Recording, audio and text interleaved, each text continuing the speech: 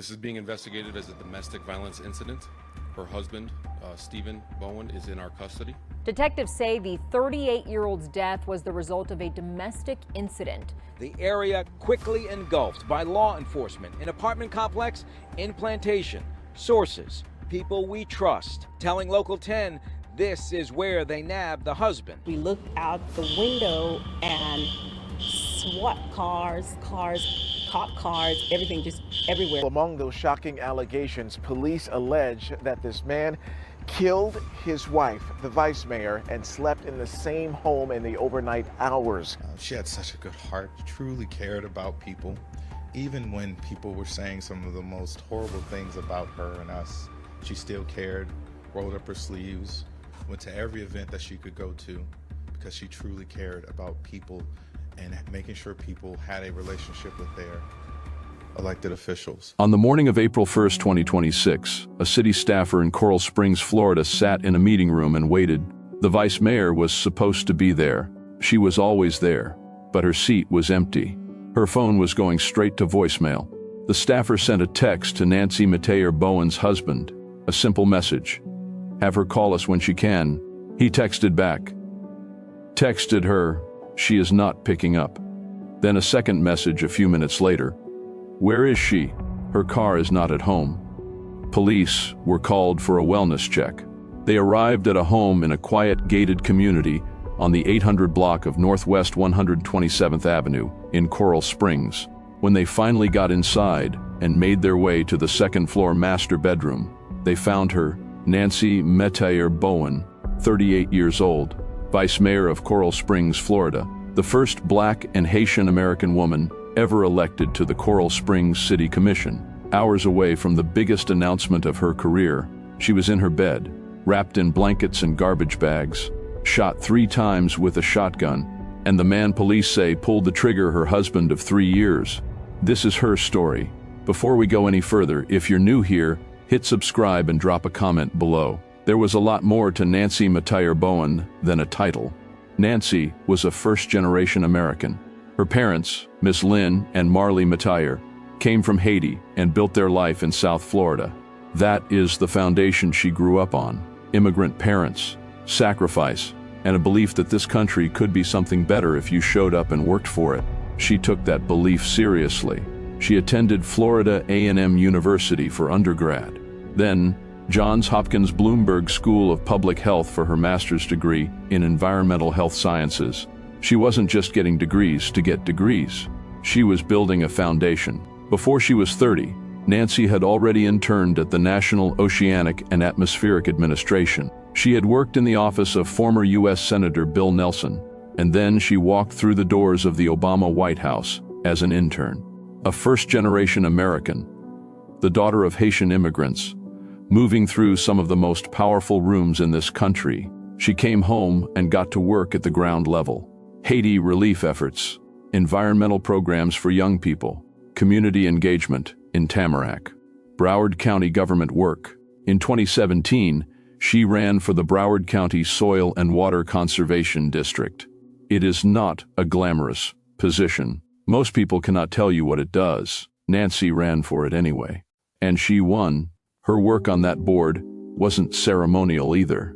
She was credited with being instrumental in addressing water crises and responding to major natural disasters like Hurricanes Irma, Michael, and Dorian. She was doing the real work before anyone was watching. Then, in 2020, she made history. Nancy Metayer Bowen ran for the Coral Springs City Commission, a city of 134,000 people, and she won. She became the first Black and Haitian-American woman ever elected to that body in the city's entire history. Nobody had done it before her.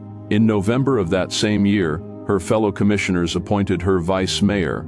4 years later, in 2024, she ran again. This time, she won unopposed. In a city of 134,000 people, not a single person stepped up to challenge her. And in November 2025, the commission appointed her to a second term as vice mayor. She served on 10 community boards simultaneously. She led Coral Springs on environmental sustainability. She fought for reproductive rights and health care access.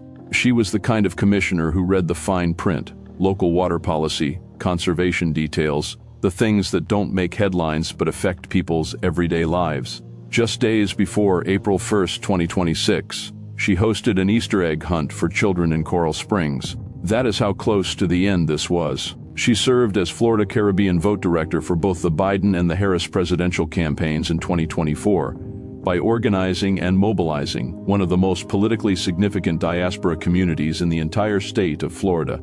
She was vice chair of Haitian-American voter engagement for the Florida Democratic Party. She had just been hired as program manager for Miami-Dade's Climate Ready Tech Hub, a federally funded office focused on climate resilience and private sector innovation. And in her own words, here is why she ran. I ran for office because I believe representation matters. Our communities deserve leaders who reflect their lived experiences and who will fight to make government more accountable, transparent, and fair. For me, good governance means putting people first, listening, engaging, and making decisions that serve the public, not politics. I'm also deeply passionate about protecting our environment. Growing up in Florida, I've seen firsthand the impacts of flooding, rising costs, and climate change on families. I ran to ensure we have resilient solutions that safeguard our health, our homes, and our future. At the heart of it all, I stepped up to serve so every voice is heard, every family has opportunity, and our communities thrive for generations to come. That was her. In her own words, in the weeks before April 1st, she had quietly begun telling people she was ready for the next step, not the city commission, not the county, Congress, the congressional seat for Florida's 20th district. The announcement was set for April 2nd, 2026. April 2nd never came for her. Before we get to the night of March 31st, you need to know one more thing about what Nancy's life looked like in the months before she was killed. She was grieving. In December 2025, just 3 months before, Nancy lost her younger brother. His name was Donovan Joshua Lee Metayer. He was 26 years old. He died by suicide after years of battling schizophrenia. Donovan was a survivor of the February 14, 2018 mass shooting at Marjorie Stoneman Douglas High School in Parkland. He was a senior there that day, and his family believes that what he witnessed never really left him. The years that followed brought mental health struggles, a diagnosis, and ultimately, a battle he could not win. Nancy buried her brother. She helped organize a GoFundMe for his funeral and to establish a fund at Henderson Behavioral Health in his memory. And then, with all of that weight on her shoulders, she kept going. She kept showing up. She kept smiling. She kept planning that congressional announcement. That's who she was. She did not stop for herself. She never stopped for herself. Now let's talk about Stephen Bowen, 40 years old, a licensed radiology technician employed at Delray Medical Center. He was also the chief operating officer of Men of St. Luke, a faith-based nonprofit in Broward County described as an organization focused on fellowship and discipleship for men. And according to multiple reports, he was also a member of a Freemason lodge in the area, faith-based, community-oriented. That was the image. His Instagram profile bio, publicly visible in March 2026, read, "God, husband, armed." His posts included multiple images at shooting ranges. 7 posts featured him and Nancy together, 2 of them celebrating their anniversary. He and Nancy had been married since 2022. From the outside, this couple looked like they were building something together. They traveled, they attended public events. They posted photos where they were smiling, hugging, dressed up, and dancing at functions. Nancy marked their 2nd wedding anniversary with a very specific photo. She didn't just post any picture. She posted one, taken right in front of the Coral Springs city seal. She was proud of that marriage. She was proud of him. People who worked alongside Nancy every single day said the news came as a complete shock. Nothing they knew about this couple suggested anything was wrong. Her colleagues described her as someone who kept her private life very private. Stephen Bowen was the COO of a small nonprofit that, before April 1st, 2026, almost nobody outside of Broward County had ever heard of. Nancy was the vice mayor. Historic, celebrated. Her name was in headlines. She was on campaign stages. She was in rooms with senators and community leaders from across the state. By every public measure, she was ascending, and the congressional announcement scheduled for the very next morning was about to take that even further. According to people close to Nancy, Stephen allegedly could not accept that.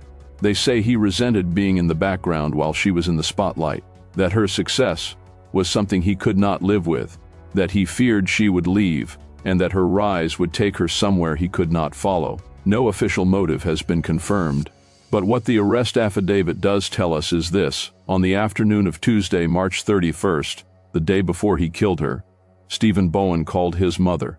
He told her he had been experiencing a panic attack at work. He said he was going to go home and speak with his wife about it. His mother later told investigators she had no knowledge of any marital issues between the couple. That phone call to his mother was the last normal thing anyone around him would hear. On the night of Tuesday, March 31st, 2026, according to the arrest affidavit, Stephen Bowen shot his wife Nancy 3 times with a shotgun inside their second-floor master bedroom. Investigators later found 3 spent shotgun shells near the body. They also found a pillow on the bed with burn marks and what appeared to be string tied around it, consistent with it being fashioned into a makeshift silencer. He planned this. He thought about how to muffle the sound. After shooting her, Stephen Bowen wrapped his wife's body in blankets and placed garbage bags around her. He left her in their bed, and then he went downstairs, and he slept. He slept in the same house where he had just killed his wife. The next morning, April 1st, he was gone. When Nancy didn't show up to her scheduled meetings on the morning of April 1st, alarm bells went off almost immediately. This was not a woman who missed things. At 8 a.m., a text was sent from Nancy's phone number to a local official about discussion items for an upcoming meeting. Investigators later noted this detail specifically because it is unclear whether Nancy sent that text or whether Stephen Bowen sent it from her phone to buy himself more time. By mid-morning, concerned city staff were trying to reach her. Luam Gourmet, the Coral Springs Commission relationship manager, sent a text to Stephen Bowen. "Hi Stephen, Luam here. I'm trying to reach Nancy. Can you please ask her to call me?" Stephen Bowen texted back. Texted her, "She is not picking up." Then a second message. "Where is she? Her car is not at home." He was sitting somewhere knowing exactly what he had done, and he was texting back as though he was just a confused husband. Police were called to conduct a wellness check. When they arrived at the home, they couldn't get inside. Stephen Bowen's parents also responded to the house. Nancy's mother had contacted them, worried. Outside the home, officers noticed something that stopped them cold. There was damage to the exterior of the second floor. The damage was consistent with projectiles fired from the inside. A detective surveying the home around 12:30 p.m. flagged the damage and officially noted it in the report. Meanwhile, Stephen Bowen had left. He drove to his uncle's home, a man named Owen Small, arriving there around 10 a.m., and he made a confession. Owen Small later told investigators that his nephew came to his door and said he did something to her, meaning Nancy, and that she was not alive. He told his uncle that he had shot his wife 3 times with a shotgun the night before, that she was rolled up in a comforter with a garbage bag around her, and he asked his uncle to hold on to the shotgun for a couple of weeks. Owen Small asked him directly, "Did you shoot someone?" Stephen confirmed it, and when Owen asked why, Stephen Bowen said he couldn't take it anymore. According to the affidavit, Stephen also told his uncle he was going to go meet an attorney in 40 minutes. He asked Owen to drive him, but then he left on his own before that could happen. Owen Small did not cover for him. Owen Small called 911. "My nephew, her husband, came to my house this morning and told me that he did something to her." Okay, I her said, husband? "Is he alive?" He said no. That call gave police the legal basis to enter the home without a warrant. Officers went in, and they found her. We initiated an investigation into the well-being of Vice Mayor Nancy Metayer Bowen at approximately 10 a.m. this morning. The investigation, through investigative techniques, we arrived at her residence at around the 800 block of Northwest 127th Ave. Once at the residence, we did locate the body of a deceased black female that we identified as Vice Mayor Nancy Metayer Bowen. This is being investigated as a domestic violence incident. Her husband, Stephen Bowen is in our custody. There are no additional suspects at this time, and there are no immediate threats to anyone in the public. While police were processing the home, investigators were also tracking Stephen Bowen's movement. After leaving his uncle's house, Bowen drove toward another apartment complex.